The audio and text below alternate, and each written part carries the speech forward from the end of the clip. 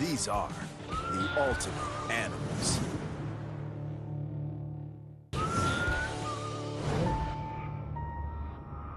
It's late on the M23 highway in southern Russia.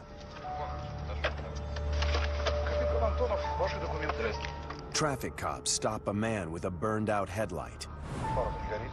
The officer is prepared to let the driver go with a warning. But then, he gets a warning of his own. Something is stirring in the shadows.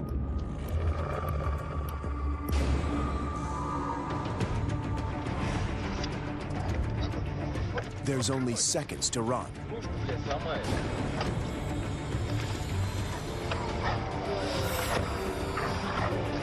The wolves are coming.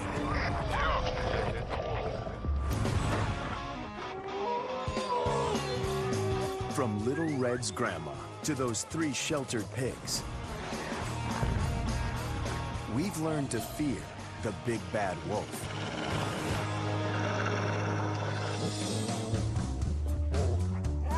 But put away those silver bullets, because we're revealing 4 reasons to choose respect over revulsion when it comes to wolves. Our first reason to respect the wolf is simple: because they respect us. It's easy to understand why some people might not see it this way. Prior to the 20th century, wolves killed 681 people in France alone. But that was then. In North America, there have been only 2 fatal wolf attacks in the past 100 years. To put that in perspective, in the US alone, roughly 20 people are killed every year by cows. 100 people are killed annually by scalding tap water. That means your average faucet kills 98 more people in 1 year than wolves have killed in an entire century. Whether it's the jumping Jack Russell or a bounding black lab, all domestic dogs come from gray wolves. Even now, there's only a 0.2% difference between the DNA of a domestic dog and a gray wolf. But it's a mistake to treat these predators like puppies. Because contrary to what some people believe, wolves deserve much more respect than that. To be fair, wolves may have started this misconception themselves. Wolves domesticated themselves to hang out with people so that they could get our garbage, our refuse, and our table scraps. The more docile wolf with the smaller teeth, the floppier ears, the shorter face, people would have tolerated them. And so over time, their noses have shrunk, their teeth have shrunk, their behavior has changed dramatically from wild wolves. But wolves in the wild have remained very much the same. They're not docile, they're not domesticated, they're not dogs. They're bigger, over 2 times bigger than the beefiest German Shepherd. They're smarter. Wolves' brains are up to 30% larger, making them too clever to train. Some researchers believe domestic dogs only ever develop to the mental stage of a 10 to 30-day-old wolf puppy. So because of their cunning and unpredictability, it's probably a good thing that it's illegal in all 50 states to own a pure wolf as a pet. In January of 2013, the Sakha Republic of Siberia declared a state of emergency. An unprecedented super pack of over 400 wolves invaded a small town of 1,300 people. That's almost 1 wolf for every 3 residents. In just 4 days, the super pack killed 30 horses. Some believe the wolves were driven together because of a decline in their usual prey, and a giant pack like this is extremely rare. But the truth is, even small packs are something to be respected. In Alaska, 1 small pack of just 10 wolves controlled a territory of about 2,500 square miles for years. That's bigger than Delaware. Wolf packs are so good at hunting together, even the Department of Defense respects their force. In 2014, DARPA launched Project Code, which stands for Collaborative Operations in Denied Environment.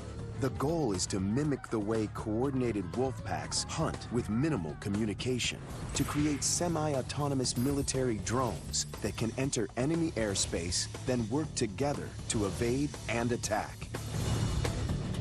By the time the plan is fully implemented in 2018, the total cost will be $54.3 million.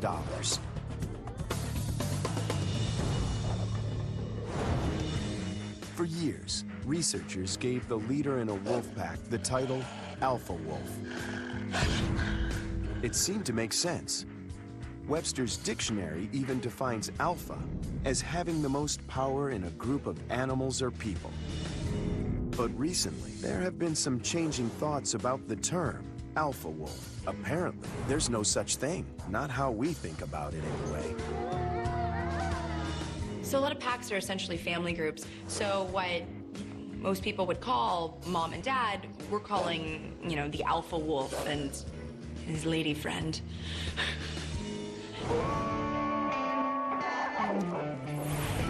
So they gave us dogs. But what else are wolves good for? Even President Teddy Roosevelt, regarded as a hero to conservationists, famously called wolves a beast of waste and destruction. So, for our final reason to respect the wolf, we look at a world without them to see if it really would be a better place. Yellowstone, the world's first national park. Nearly 35,000 square miles of pristine nature, with 67 different species of mammals, 322 different birds, and countless rare plants and trees. It is a true Eden on Earth. At least, it is today. Between 1914 and 1926, under pressure from cattle and livestock industries, Congress allowed the last of Yellowstone's 136 wolves to be hunted into extinction. And then the unexpected happened. The land started changing. The trees began to disappear. A little over 2 decades after the wolves were gone, new tree growth drops to just 10% of what it was before their absence. 50 years after wolves, and those same trees are down to just 1%. Trees that once grew up to 98 feet tall now rarely reach a height beyond 2 feet. That's like turning the Sears Tower into a 4-story building. One of the major reasons the trees aren't growing? They're being devoured by one of the wolves' favorite meals, the elk. If you're an elk in Yellowstone, things are great. Elk will eat anything that's up to about 7 feet tall. So if you have a sapling that is growing up and hasn't made it to 7 feet yet, elk can come along and just eat it, and that tree will not become an adult and reproduce more trees. Without wolves to help keep them in check, the elk population explodes to 19,000 strong. And with each elk devouring 10 to 20 pounds of plants per day, that's 380,000 pounds of species-supporting habitat eaten every 24 hours. To put it in human terms, that would be like losing 2 to 4 single-level houses every day.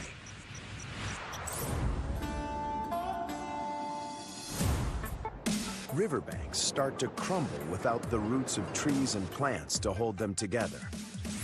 The beaver population that depends on the rivers and the trees drops from 25 colonies to just 1.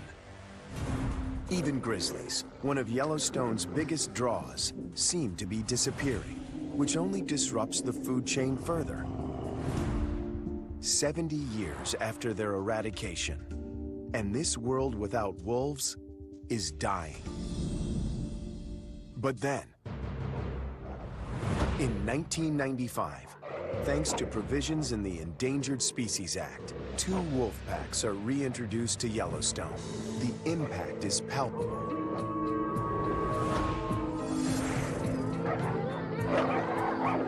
In just a little over 10 years, elk populations dropped 50.3% to a more sustainable 7,000 heads.